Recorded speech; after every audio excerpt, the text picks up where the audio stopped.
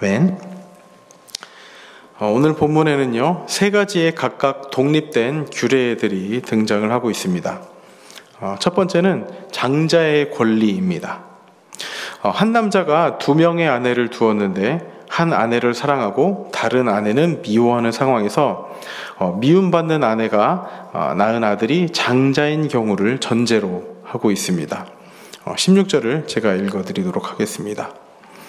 자기의 소유를 그의 아들들에게 기업으로 나누는 날에 그 사랑을 받는 자의 아들을 장자로 삼아 참 장자 곧 미움을 받는 자의 아들보다 앞세우지 말고 여기서 기업으로 나누는 날은 아버지가 재산을 상속하는 날, 기업을 물려주는 날을 가리킵니다. 남편이 두 아내 중에서 한 여자를 더 사랑하면 억울한 희생자가 나올 수 있음을 이야기하고 있는 겁니다. 바로 사랑을 덜 받거나 사랑받지 못하는 여자의 그 자식들의 경우입니다. 남자는 이렇게 누군가에게 자식들에게 아내가 다를 경우 그 재산을 상속할 때 더 사랑하는 아내의 아들들에게 더 많은 재산을 물려주려고 할 것입니다. 즉 재산 상속에 있어서 불이익을 당할 수 있는 상황에서 주어진 말씀이 오늘 말씀입니다. 창세기 29장에 그 야곱의 아내 그 레아와 라헬이 등장을 합니다. 이것만 봐도 우리가 이제 이 두 아내가 있을 경우에 어떤 일이 생길지를 생각해 볼 수 있을 것 같습니다. 결국 한쪽을 더 사랑한다는 것은요, 이 사랑에 비교하면 나머지 사람을 향한 그 마음은 미움으로밖에 표현이 될 수 없습니다. 아내가 두 명이라고 해서 한 명을 사랑하고 한 명은 덜 사랑하고가 아니라 한 명을 사랑할 경우 한 명에게는 나머지 한 명에게는 미움으로밖에 표현이 될 수 없습니다. 그래서 레아와 라헬도 어떻게 됐습니까? 경쟁적 관계에 놓이게 되었던 거죠. 그리고 또 사랑받는 여인의 그 이권 개입에 따라 상황이 달라지기도 했습니다. 그것처럼 그 가운데 있어서 하나님께서는 두 아내의 아들들에게 있어서 미움받는 아내의 아들이 장자일 경우에 대해서 어떻게 해야 할지를 이야기해주고 있는 것입니다. 17절입니다. 반드시 그 미움을 받는 자의 아들을 장자로 인정하여 자기의 소유에서 그에게는 두 몫을 줄 것이니 그는 자기의 기력의 시작이라 장자의 권리가 그에게 있습니다. 이러한 가운데 하나님께서는요, 가장 먼저 태어난 아들의 장자권을 보장해 주라고 하십니다.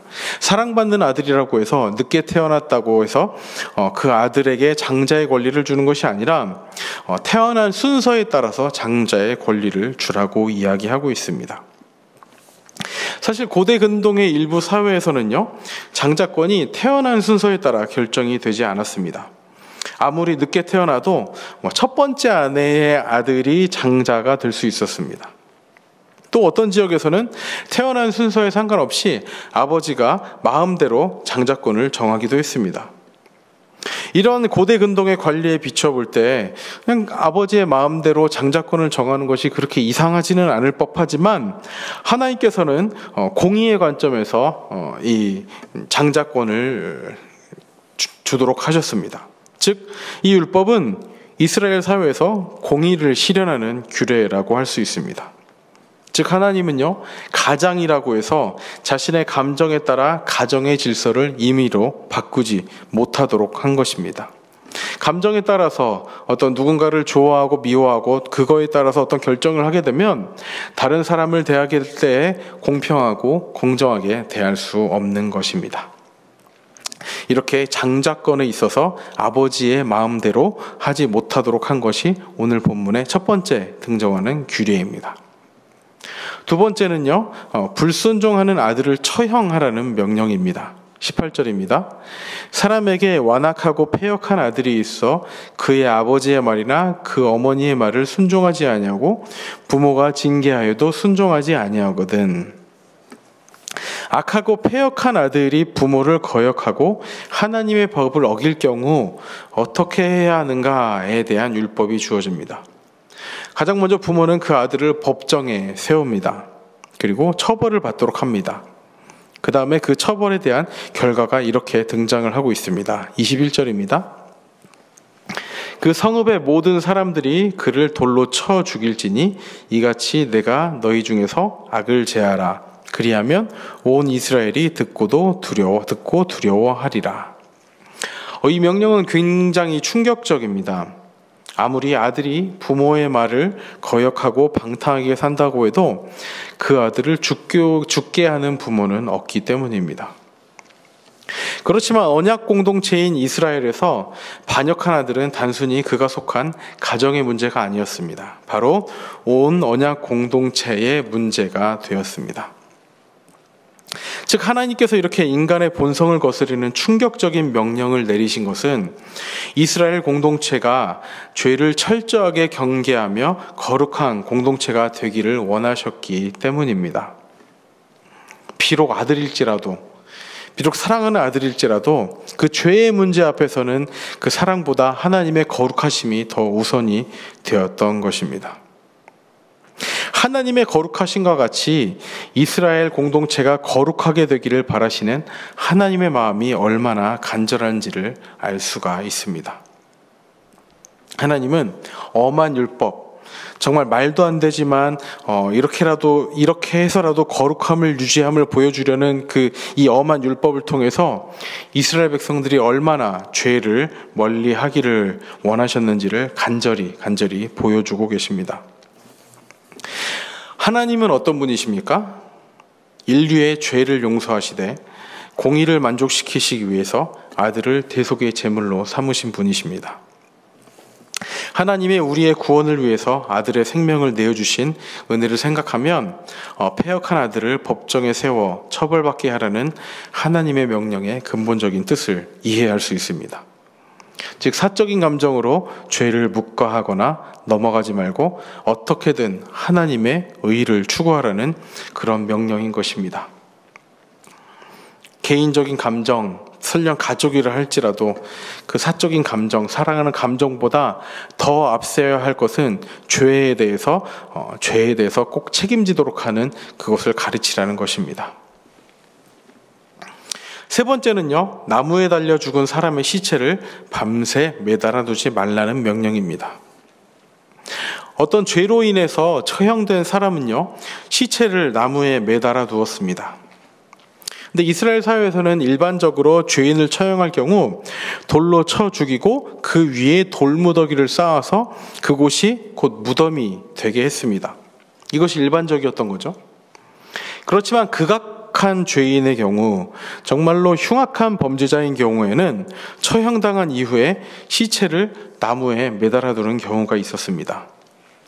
처형당한 사람에게 추가적으로 굴욕을 주는 경우이기도 했고요. 그리고 범죄에 대한 경각심을 주기 위해서도 그렇게 했던 것입니다. 그렇지만 그 가운데서 시체를 하루 이상 매달아 두지 못하게 하셨습니다. 그 이유는 땅이 더럽혀지는 것을 막기 위해서였습니다. 23절입니다. 그 시체를 나무 위에 밤새도록 두지 말고 그날에 장사하여 내 하나님 여호와께서 내게 기업으로 주시는 땅을 더럽히지 말라. 나무에 달린 자는 하나님께 저주를 받았음이라. 사실 주변 나라들은요, 극악한 그런 죄인의 경우는 처형당한 후에 그냥 버려둬서 새들의 먹이가 되도록 했습니다.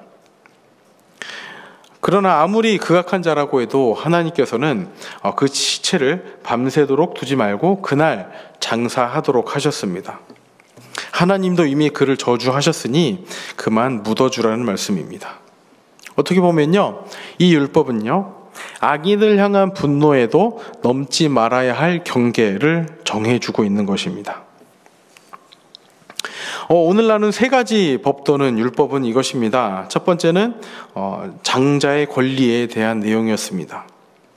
장자의 권리. 아무리 미워하는 아내의 자식이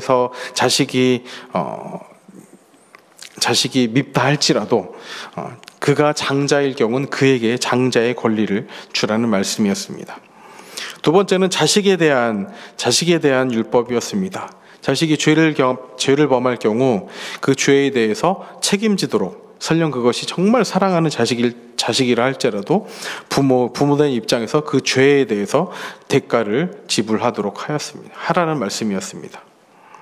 또한 아무리 흉악한 범죄자라 할지라도 나무에 매다는 것은 그날까지만 하도록 결정을 하셨습니다. 오늘 나눈 이 세 가지 법도를 통해서 우리가 깨달을 수 있는 것이 무엇입니까? 첫 번째는요, 우리는 아버지라고 해서 아들들에게 마음대로 행해서는 안 되었습니다. 또 두 번째는요, 아들이라고 해서 부모에게 마음대로 행동하면 안 되었던 것입니다. 그리고 세 번째는 모든 사람의 공분을 살 만한 악한 자를 처형할 때에도 분노를 무한정으로 표현해서는 안 된다는 사실을 가르쳐 주고 있습니다. 나에게 그럴 만한 상황이 있는 것처럼, 그럴 만한 권한이 있는 것처럼 보이는 상황이라 할지라도 나의 마음이 가는 대로 행하기에 앞서서 공동체의 질서, 정결함의 유지를 위해서, 거룩함을 위해서 어떻게 해야 할지를 고민하도록 하신 것이 오늘 본문 말씀이 의미하는 바입니다. 우리도 그럴 때가 있는 것 같습니다. 자식이 하나님께서 주신 귀한 선물이라는 것을 고백하면서도 내 마음대로 되지 않을 때 어떻게 보면 화를 내거나 또 체벌을 하거나 그렇게 할 때가 있는 것이죠. 그러나 그에 앞서 우리가 더 먼저 고민해야 될 것이 무엇입니까?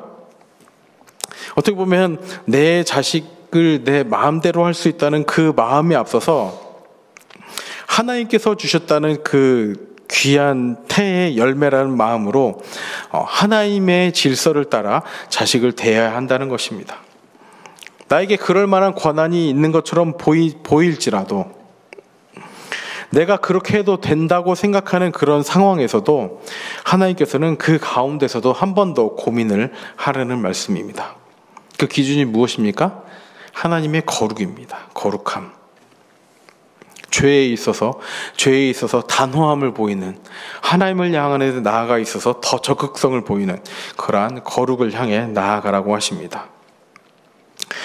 오늘 하루의 삶 가운데서도 우리에게 마땅히 그런 권한이 있는 것처럼 보인다 할지라도 그 가운데 그것이 과연 하나님의 거룩하심을 향한 결정인지, 하나님의 이끄심을 향한 결정인지, 하나님의 창조 질서에 어긋나는 결정은 아닌지 고민하며 나아가는 오늘 하루가 되시기를 간절히 소망합니다. 비록 이해가 되지 않는 그런 율법이라 할지라도 이를 통해서 하나님께서 주시는 귀한 메시지가 오늘 우리 성도님들의 삶 가운데 정말 가슴 깊이 새기기를 바랍니다. 그렇게 오늘 하루를 살아가며 하나님의 승리의 승전보를 우리는 귀한 우리 성도님들 되시기를 진심으로 바랍니다. 함께 기도하겠습니다. 하나님 아버지, 나에게 주어진 자식이 하나님께서 주셨음을 잊고 살 때가 있습니다. 하나님께서는 그 가정의 질서의 가운데서도 하나님께서 주신 창조 원리를 따라 공의를 따라 행하라고 하십니다. 그리고 자식이 지은 죄에 있어서도 그 죄에 대해서는 책임을 지는 법을 가르치라고 말씀합니다. 그리고 정말 극악한 죄인의 경우를 할지라도 그에게 분노를 표출하는 것을 무한정으로 표출하지 말라고 또 그렇게 가르쳐주고 계십니다. 하나님, 나에게 그럴 만한 권한이 있는 것처럼 그런 보이는 상황일지라도 그 가운데 나의 마음이 가는 대로 행하는 것이 아니라 과연 이것이 하나님의 거룩을 향한 결정인가?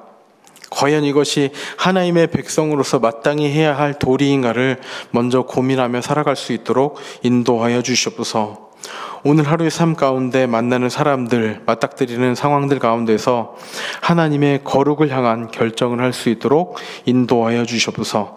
공평과 정의를 세우며 하나님의 거룩을 드러내는 우리의 삶이 될 수 있도록 이끄시고 인도하여 주시옵소서. 감사드리며 예수님의 이름으로 기도합니다. 아멘.